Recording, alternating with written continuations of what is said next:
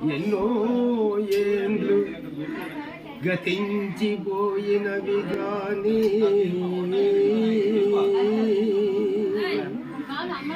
ఈ గతించిపోయినవి గాని ఈ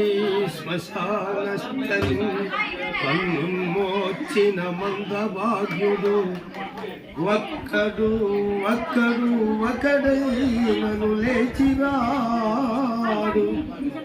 అకట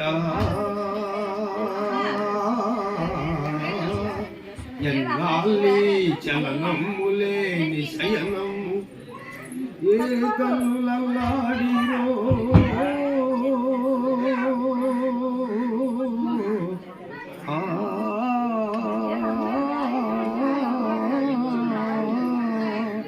ఏ కళ్ళు అల్లాడిరో ఆ